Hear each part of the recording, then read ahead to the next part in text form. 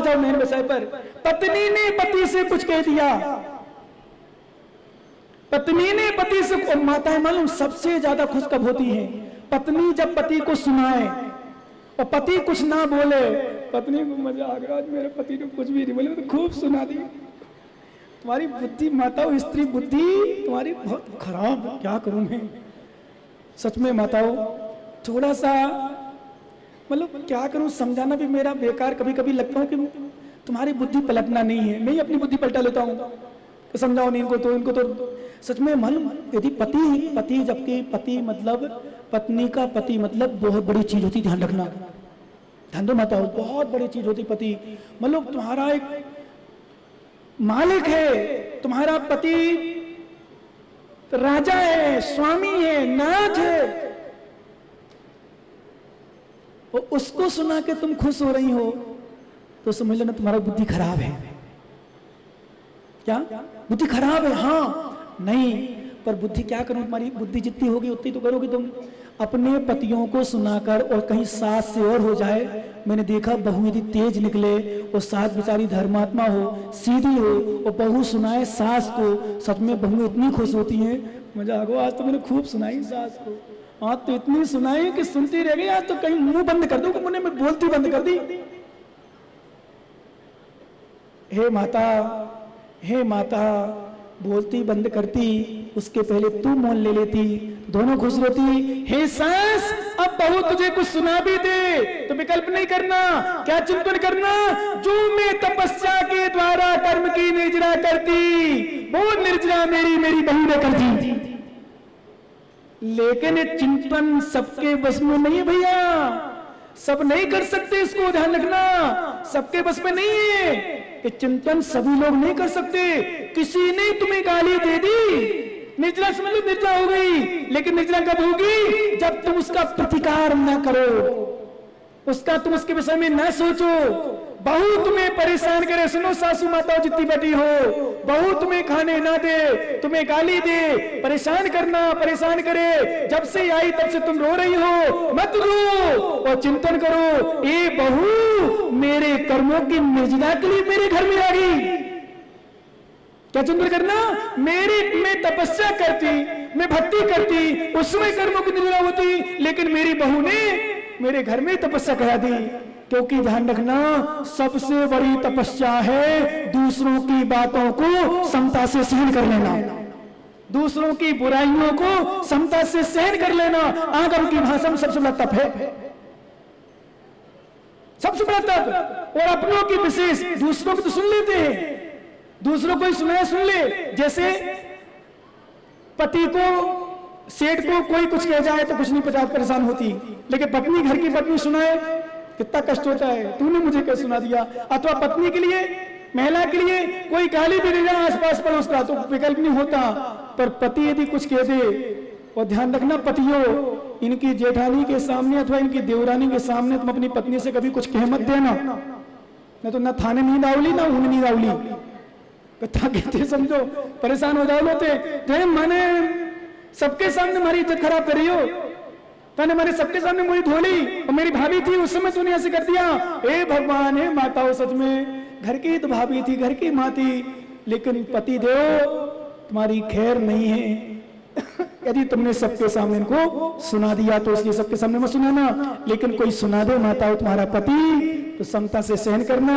आचार्य क्या करे, जो वही पुंजी अभ्यम कम्मम उद्यस आर्यम तपसा, जो कर्मों की निर्जरा अथवा जो कर्म तप के द्वारा उदय में लाकर भोगने योग्य होते हैं, वह यदि स्वयं आ गया तो बहुत बड़ा क्या करे, सैमागयम जातम जय सो लाहो रत्ति संदेह हो, इसमें कोई संदेह नहीं होता है। अर्थात यदि जो तपस्या के द्वारा कर्म की निर्जरा होती है वो हमारे यदि अंतराय में आ गई, किसी ने कुछ कह दिया, किसी ने गाली भी दे दी, सब बताऊं मुझे कई बार पता चल जाता है कि मुझे बुराई कर रहा है, गृहस्थी मेरी बुराई कर रहा है, सब बता रहा हूं, मैं बड़ा खुश होता हूं कई बार, चलो मेरी कर्मों की निर्जरा में तपस्या करके करता, तपस्या तो उतनी कर नहीं पाता हूं, उपवास कर नहीं पाता हूं, भगवान इतनी शक्ति दे कि दूसरों की बुराई सुनने में मुझे समता बनी रहे। क्या दूसरे जो बुराई करे उसकी समता बने रहे, कुछ भी कहता रहे व्यक्ति फिर भी समता बनाए रखो, क्योंकि समता से बढ़कर दुनिया में कोई साधना नहीं है। कितनी भी साधना कर लो, किम काहति बलवासो काय क्लेशो विचित उपासो अज्जन मौन पहुदी समता रयस किम समरस। आचार्य भगवान कुंद कुंद स्वामी ने प्रवचन साजी ग्रंथराज में एक बात लिखी है, ध्यान रखना। किम काहति बलवासो, वन में विनाश निवास करना क्या है, क्या होगा इससे।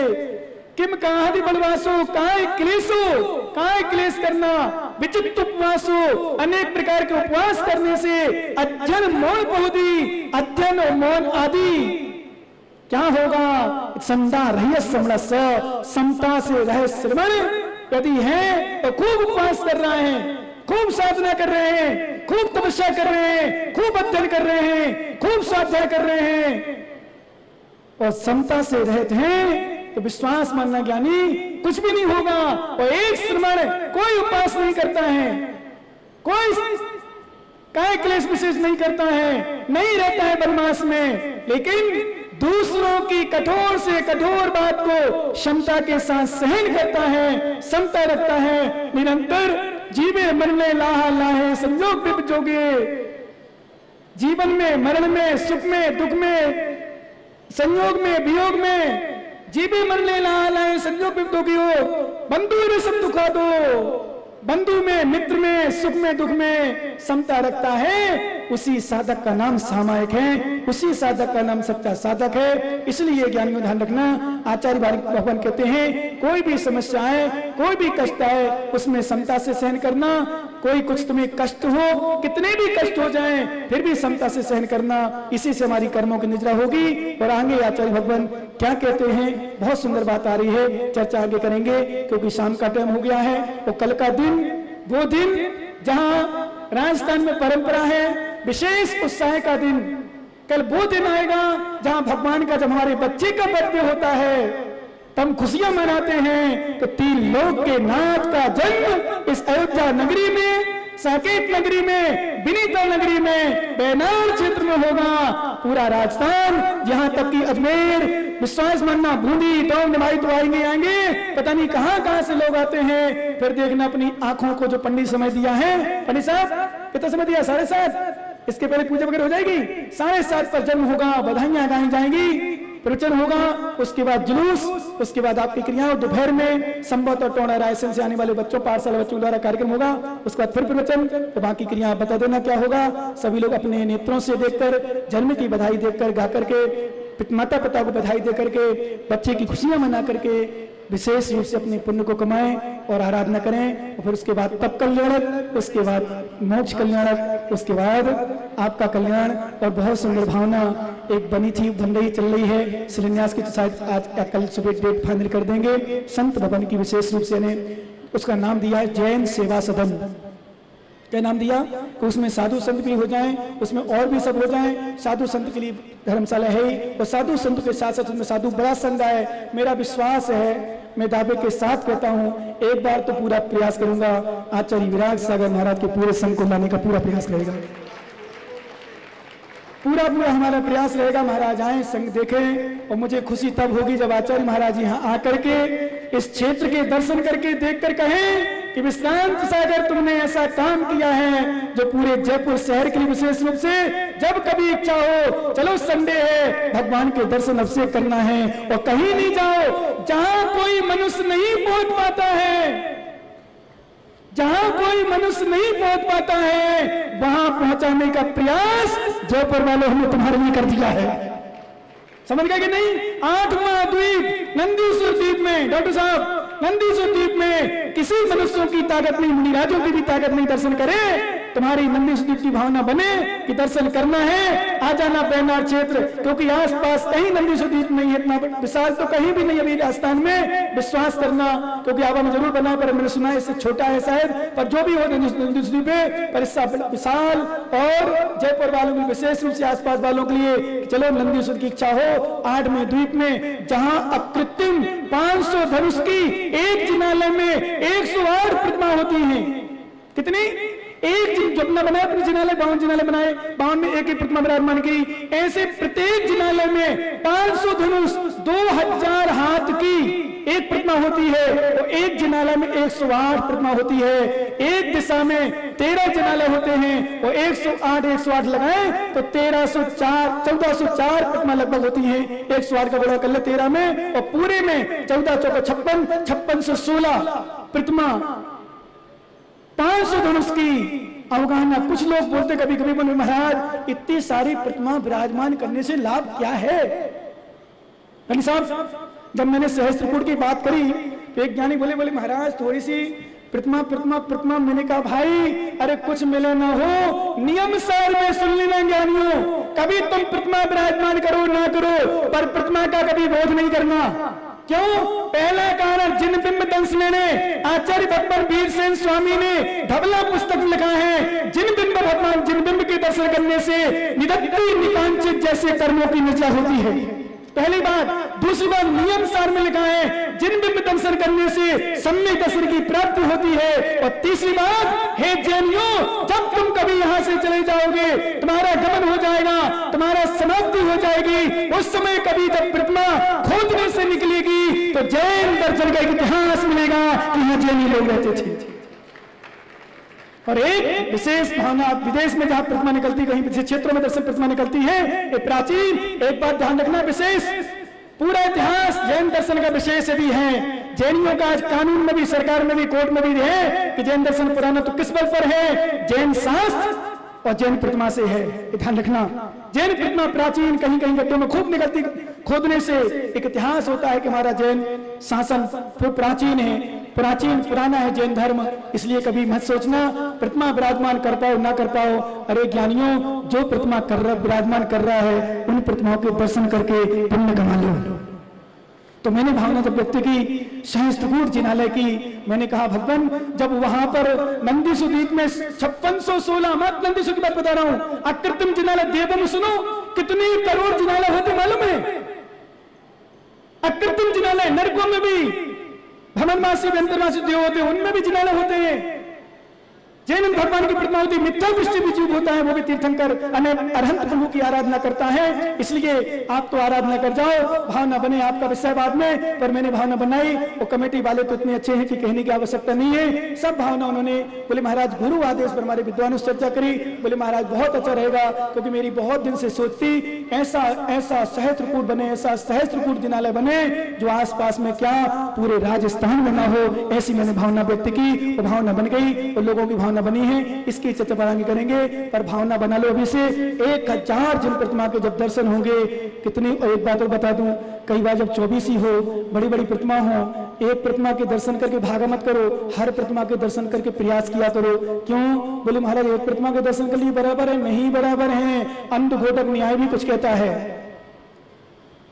अंधघोटक न्याय का मतलब एक प्रतिमा के दर्शन किए भाव नहीं लगे, दूसरे की किए नहीं लगे। 24 प्रतिमा के दर्शन में यदि एक प्रतिमा के दर्शन में भाव लग गए, 1000 प्रतिमा में 999 प्रतिमा में भाव नहीं लगे, वो एक प्रतिमा में भाव लग गए, सम्यक दर्शन हो गया, 1000 प्रतिमा के दर्शन करने का फल मिल गया। ये विशेषता है, ध्यान रखना। इसलिए भावना बनाओ कि भगवान मुझे दर्शन हो, शीघ्र दर्शन हो, भूयात् पुनर्दर्शनम। और नंदीश्वर में विराजमान हम सभी अंतिम तीर्थेश वर्तमान शासन नायक भगवान महावीर स्वामी के शासन विराज करके उनकी पावन पीयूष देशना अंतस्की कलुषता को शमन करने के लिए श्रवण कर रहे हैं। और सच में आप तो भक्त हो, हम तो आपके गुरु हैं। जब हमें आपको देखकर खुशी हो जाती है, हम पूरी शक्ति को छोड़ देते हैं, भूल जाते हैं और शक्ति भर देने का प्रयास करते हैं। तो आप तो भक्त हो, आपको तो गुरु भक्ति में, भगवान की भक्ति में जितना लगा सको लगा ही देना चाहिए। और सच में लगता है आज ये वैनार क्षेत्र जन जन का आराध्य क्षेत्र बन चुका है। आज सबकी श्रद्धा आस्था इस क्षेत्र में बन चुकी है। और मेरा वचन है, मेरा सोच है, मेरी भावना है, ध्यान रखना भैया। और कल की बातों को विशेष ध्यान रखते हुए बता दें, किसी ने कोई बात करी, शिकायत की, बोले महाराज ऐसा ऐसा, मैंने कहा ऐसा में ऐसा भी मत करो, कुछ दिन रुक जाओ, क्योंकि अभी निर्माण चल रहा है, अभी बच्चा पैदा हुआ, अभी चड्डी पहनती बनती नहीं उसे, कैसे पहले ढंग से अब थोड़ी निकल गई, उतर गई, तो क्या करें, बनियान पहनती नहीं बनती, गरीब बेचारा, बनियान फट गई, कोई समस्या आ गई, हो सकता है, पॉसिबल है, संभव है। लेकिन विश्वास दिला रहा हूं, जितने लोग भक्तगण आए जिन्होंने दान दिया, इस क्षेत्र पर सीकर वाले हो, चाहे बूंदी वाले हो, चाहे जहां जहां के लोग जितना समर्पण किया हो, आज मैं उनको वचन दे रहा हूं, जयपुर शहर की हर कॉलोनी से, विशेष रूप से उन कॉलोनी में वैशाली नंद विशेष जुड़ा हुआ है, विशेष जुड़ा हुआ है, और अन्य कॉलोनियों के बहुत सारा सहयोग है, चाहे मधुबन कॉलोनी दुर्गापुरा हो या अन्य और भी कॉलोनी हो, सब बता रहा हूं, उनको विश्वास दिला रहा हूं, एक दिन आप भी कहोगे कि हमने कहीं उचित स्थान पर दान दिया है, हमारा दान बहुत बड़ा फल दे रहा है, ऐसा महसूस होगा आपको। लेकिन कुछ समय लगता है, हर चीज में समय लगता है। हम जब, मैं कल परसों बताया था, जब निभाई और टोंग पहुंचे थे पहली बार, तो मालूम चर्चा करते थे, महाराज कहीं करेला अकेले छे, हम तो जानते नहीं भाषा, हमारे संग बोल बुराई करते कई जनों, टोंग में भैया वृत्ति होती थी, मेरी चर्चा होती थी, लोग करते थे अंडे फंडे फंडे, मैंने क्या आई अंडा बंडा कहीं कर रही हो, जानते नहीं थे हम। तो मैंने सोचा मेरे सामने बुराई कर जाए तो मुझे पता ही नहीं चले, तो मैंने तो ये सोचा था कि मात्र 2012 का चतुर्मास कर लूं, फिर जाऊं, जाना ही था मुझे, उस साइड बुंदेलखंड की यात्रा करनी थी, जाना ही थी। विश्वास दिला रहा हूं, मैं कई बार बूंदी साइड बता चुका हूं, महेंद्र जैसे ज्ञानियों को याद होगा, मैंने कई बार कह चुका हूं, 2012 के चतुर्मास के बाद मुझे बिहार करके राजस्थान छोड़कर बुंदेलखंड की यात्रा करना, तो बुंदेलखंड में ही रहना था, पर आज की दृष्टि है मेरी कि मुझे राजस्थान छोड़ना ही ना पड़े, राजस्थान ही मेरा। क्यों? क्योंकि मैंने सीकर जाके देखा, मैंने भीलवाड़ा जाके देखा, मैंने बूंदी जाके देखा, अभी अजमेर वाले भी आने वाले कुछ देर में, शायद हो सकता है अजमेर भी देख लूं, हो सकता है अजमेर भी देखने मिल जाए, हो सकता नहीं, उनकी तरफ से पूरा जोर है, अब मेरी तरफ से कुछ बचा हुआ है। एक दो बार आ चुके हैं वो, अभी संभवतः गाड़ियों पर लाइन लगी हुई है, रास्ते में बहुत सारे लोग जमे हुए हैं, और जयपुर शहर वालों का सबसे पहले नंबर सम्मान करूंगा, जहां से 40 बसें तो करके किराए से अलग से आई हैं, और गाड़ियां जो बसें अलग से की वो लोगों ने बोला पता नहीं कितनी गिनती नहीं होगी। मैं सबको पहले नंबर पूरे जयपुर वासियों को अंदर भावना से, अंदर की विशुद्ध कामना के साथ कि आपका कल्याण हो, गुरुओं के प्रति जो आस्था बना के आपने रखी है, उसकी आपकी निरंतर वृद्धि होती रहे, उसके लिए पूरे जयपुर वासियों में बहुत बहुत आशीर्वाद और हाथों से।